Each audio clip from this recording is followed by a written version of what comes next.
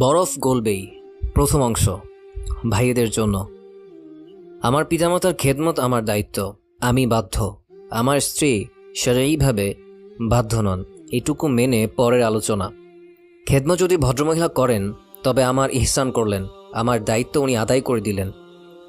এই ইহসানের বদলে আমি তার ইহসান করি কিনা, আমার আচার ব্যবহারে তার দোষ ধরাটা প্রকাশ পায় নাকি ইহসানের কারণে কৃতজ্ঞতা প্রকাশ পায়? যদি এমন মহসিনা অর্থাৎ কৃতজ্ঞতা বোধ সম্পন্ন স্ত্রী চান, কোষে দোয়া করুন। সাদাকা, ওমরাহ, গিলাফ ধরে ইফতারে দোয়া করতে থাকেন না খেয়ে। বিষয়টা ইন জেনারেল একটা ফর্মুলায় ফেলে সমাধান করার মতো না। এক এক পরিবার এক এক রকম। জি বাংলা কালচার সব পরিবারে নেই। এমন পরিবারের সংখ্যা কম নয় যেখানে শাশুড়ি কাঁটা বেছে বেটার বউকে খাইয়ে দেয়। আবার অত্যাচারী শাশুড়িও বিরল নয়। হৈমন্তীটা বউও যেমন আছে, কুটনি বউও অঢেল। কোনো পরিবারের শ্বশুর শাশুড়ি স্বামীর উপর পুরো বা আংশিক নির্ভরশীল। কোনো বাপমা ছেলের কামাই খাবেই না। সুতরাং একটা নির্দিষ্ট ফরম্যাট ডিফাইন করলে সমস্যা যাবে না। আমি কি লেভেলের খেদমত করাতে চাই আমার বউকে দিয়ে? আমার মাকে একটু এগিয়ে দেবে টেবে, ওষুধ খাওয়ানোর কথা মনে করিয়ে দেবে, মা একা থাকে গল্প টল্প করবে, মা অসুস্থ থাকলে রান্না বান্না করবে। মায়ের সঙ্গী হিসেবে চাই নাকি বুয়া হিসেবে চাই? ঘরের সব কাজ করবে, মায়ের হুকুম পালন করবে, পা টিপে দেবে। অবশ্যই প্রথম টুকুন। আমার মা আল্লাহ না করুক শয্যাশয়ী হলে আমি নিজেই আমার বউকে কাছে ঘেঁষতেও দেব না। খাওয়ানো, পায়খানা সাফ সব নিজে হাতে করব, নিয়ত এমন থাকা চাই। জান্নাত কামানোর এমন সুবর্ণ সুযোগ বউকে কেন দেব? চাকরি ছুটি নিয়ে দরকার হলে চাকরি ছেড়েও। কোনো ইস্যুতে আমার মা সবসময় ঠিক, দোষ বউয়ের, এটাও কাম্য না। ভালো স্বামী একজন ভালো ডিপ্লোম্যাট। বউয়ের থেকে চারিত্রিক সনদ নিয়ে আমাকে মায়ের পায়ের নিচে জান্নাতে যেতে হবে। কারো কাছে জালেম হওয়া যাবে না। এটা বিয়ের করার পর অটো শেখা হয়, টেনশন নাই। কিভাবে দোষ লঘু করে দিয়ে পারস্পরিক সুধারণা আবার তৈরি করা যায়, এটা একটা আর্ট। পলিটিক্যালি হ্যান্ডেল করতে হয়। স্বামিত্ব একটা ডিপ্লোম্যাটিক ও রাজনৈতিক পোস্ট। মেয়েটা সব ছেড়ে আমার কাছে এসেছে। বাবা মা, বান্ধবী, ভাই বোন, পরিচিত পরিবেশ, আমাকে তো কিছুই ছাড়তে হয়নি। আমি যদি তার বাপ মা, ভাই বোন, বান্ধবীর রিপ্লেসমেন্ট না হতে পারি, আমি মনে করি আমি স্বামী হিসেবে ব্যর্থ। একটা ছোট চারাগাছ জন্মভূমি থেকে উপড়ে এনে আমি আমার বাগানে লাগালাম। আমাকে হতে হবে বেড়া। ইমোশনাল মনস্তাত্ত্বিক ব্যক্তিত্বের প্রতিকূলতা আমি আগে ফেস করব। তার দুনিয়াবি শূন্যতা পূরণ না করলে সে আমার দিনই শূন্যতা পূরণটা করবে কিভাবে? মাইন্ড ইট, মেয়েটা শুধু আপনার জন্য এতগুলো ত্যাগ স্বীকার করেছে। আপনার কাস্টডিতে সে আছে, আর আপনি তাকে ইমোশনালি বা পরিবেশগতভাবে প্রোটেক্ট করতে পারছেন না। পুরুষত্বের গায়রতে লাগে। সব পরিবারে দিনের বুঝ সমান না। ভাসুর দেবরের দিনের বুঝ নাই। আমার বউয়ের ফরজ পর্দা কীভাবে হবে?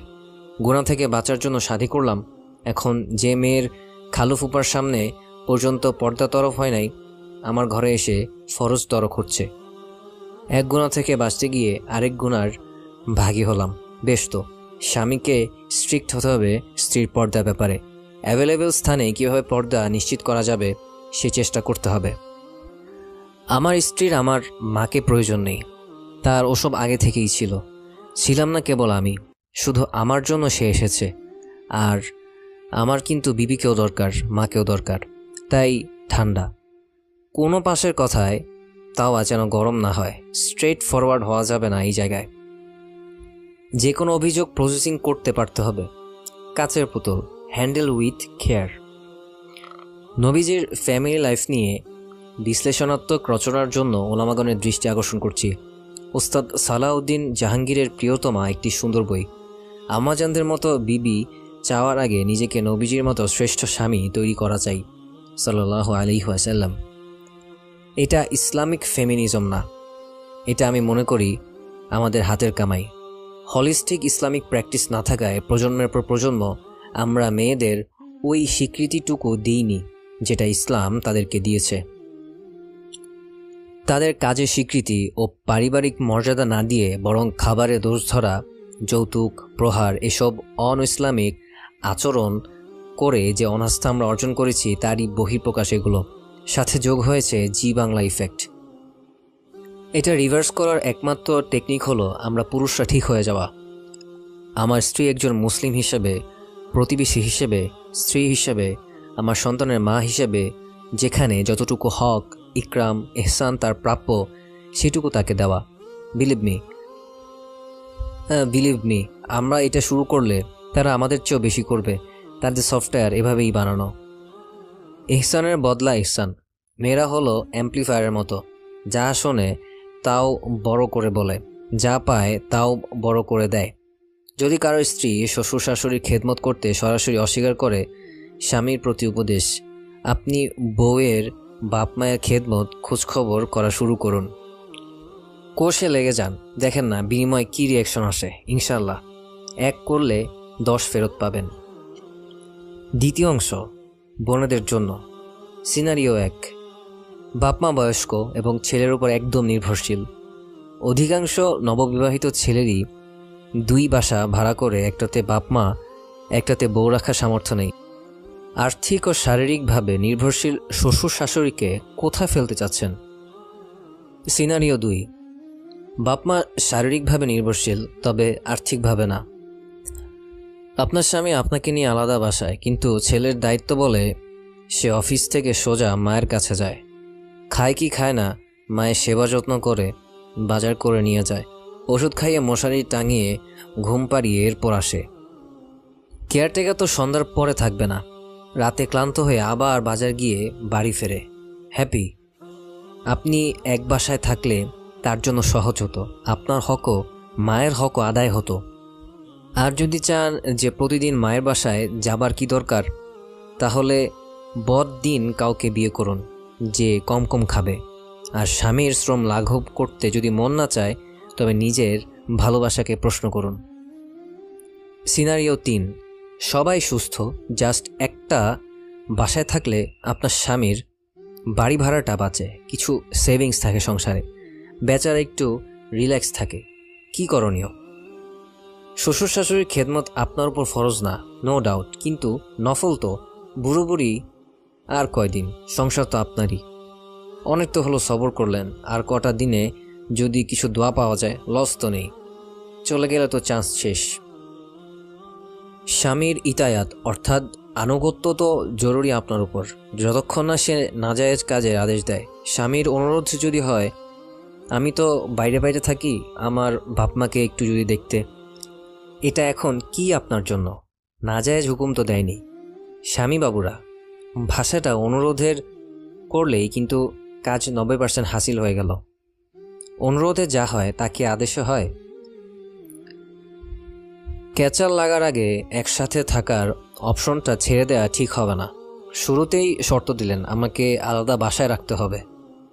এটা আপনার হবু ভালোবাসার মানুষটার দ্বারা কতটুকু সম্ভব? বুনিয়াদ কি ভালোবাসা নাকি কমফোর্ট? যতক্ষণ একসাথে থাকার সুযোগটা নেওয়া যায় নিন না, এবং মেজরিটি দিনদার মেয়েরা নেয়ও, কমসে কম স্বামীর দিকে চেয়ে। একেবারে লেজে গোবর অবস্থা হলে পৃথক হবার অপশন তো আছেই, তবে আগেই না।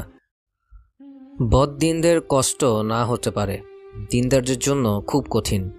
এরা না পারে উপরি কমাতে, না পারে মায়ের হক ভুলতে। আলাদা সংসারের অপশনটা শেষ স্টেপ হিসেবে নেওয়াটা ভালো, শুরু হিসেবে নয়। স্বামীর হক কিন্তু অনেক। বোনেরা অনেকেই কিন্তু পরিষ্কার ধারণা রাখেন না। আলোচ্য নয় বলে এড়িয়ে যাচ্ছি। স্পষ্ট হাদিসে আছে, ছেলের ওপর মায়ের হক বেশি, আর মেয়ের ওপর তার স্বামীর। তাই স্বামীর হক আর নিজ পিতামাতার হককে প্রতিপক্ষ বানাবেন না, এবং ভাইস ভার্সা। দিনদার স্বামী অবশ্যই আপনার মায়ের বাবার খোঁজ খবর করবে। যদি ঝামেলা করে, আপনি তার বাপ মায়ের খেদমতে ঝাঁপিয়ে পড়ুন, টনক নড়বেই। ছেলেদের প্রচুর ইগোতে লাগবে। বউটা আমার জন্য কত করে, আমি ওর জন্য কিছুই করি না, ইনশাল্লাহ।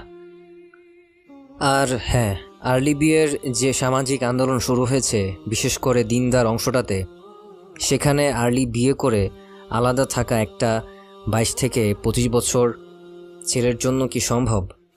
তাহলে আপনারা বদ্দিন কালচারের মতো 35+ বর খুঁজুন, অর্থাৎ 35 বছর, যে আপনাকে আলাদা বাসায় রাখবে। সবাই দিনের জন্যই স্যাক্রিফাইস করছি, এটা মনে করলে দেখবেন দিন শেষে সবই সুখ। আল্লাহ সহজ করুন, আমিন। আম্মাজান আয়েশা রাদিয়াল্লাহু তাআলা আনহা থেকে বর্ণিত, তিনি বলেন, আমি আরজ করলাম, ইয়া রাসূলুল্লাহ, মেয়েদের উপর সবচেয়ে বেশি হক কার? তিনি ইরশাদ করলেন, তার স্বামীর। আমি জিজ্ঞেস করলাম, পুরুষের উপর সবচেয়ে বেশি হক কার? তিনি বললেন, তার মায়ের। তৃতীয় অংশটি হবু শ্বশুর শাশুড়ির জন্য। যদি কোনোভাবে সম্ভব হয়, ওদের বিয়ের পর আলাদা সংসার করে দিন। সম্পর্ক গঠন, সেক্সুয়াল আন্ডারস্ট্যান্ডিং, সংকোচ দূরীকরণে এটা আসলেই দরকার। বর্তমান আর্থসামাজিক অবস্থায় যদি আমরা আর্লি ম্যারেজকে প্রমোট করতে চাই, তবে এটা আলাদা বাসা প্রায় অসম্ভব ব্যাপার। সেক্ষেত্রে ওদের প্রাইভেসি এরিয়া শুধু ওদের ঘরটুকু না রেখে মাঝে মধ্যে প্রশস্ত করে দিন। নবদম্পতিকে রেখে আপনারা মাঝে মধ্যে হুদাই ঘুরতে চলে যান এদিক ওদিক।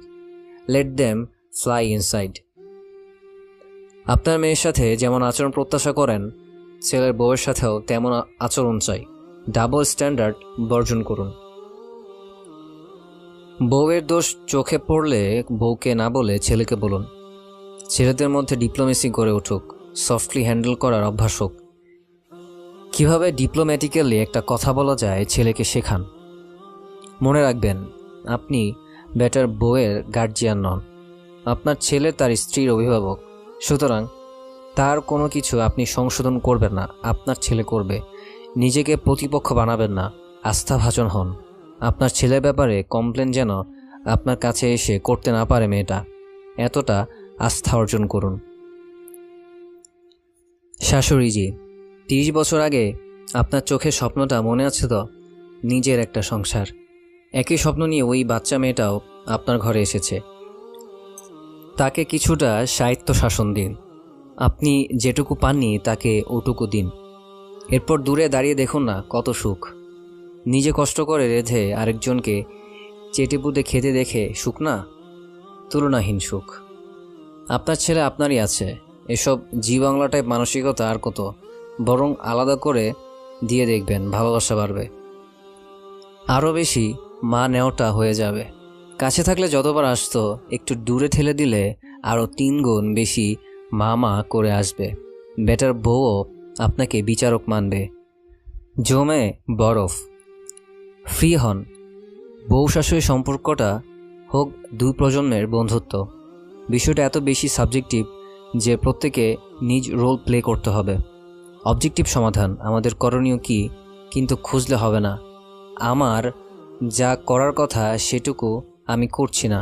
আর্থিক, স্বাস্থ্যগত, দিনদারি সব বিষয়গুলো সামনে এনে স্বামী স্ত্রী পরামর্শ করুন। আলেমগণের কারো পরামর্শ নেওয়াটা জরুরি মনে করুন। দিনকে সামনে রেখে আল্লাহর খুশিকে উদ্দেশ্য বানিয়ে ফয়সালা করুন।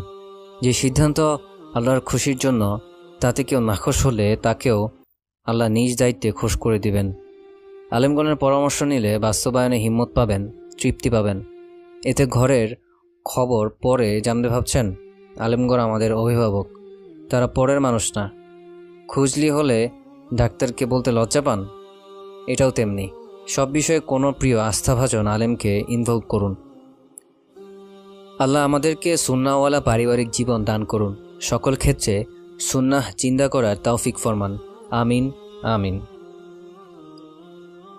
রাসূলুল্লাহ সাল্লাল্লাহু আলাইহি ওয়াসাল্লাম বলেছেন, যে ব্যক্তি মানুষকে অসন্তুষ্ট করে হলেও আল্লাহ তাআলাকে সন্তুষ্ট করে, আল্লাহ তাকে মানুষের অকল্যাণ হতে বাঁচানোর জন্য যথেষ্ট হয়ে যান। আর যে ব্যক্তি মানুষের সন্তুষ্ট আশা করে আল্লাহ তাআলাকে অসন্তুষ্ট করে, আল্লাহ তাআলা তাকে মানুষের দায়িত্বে ছেড়ে দেন।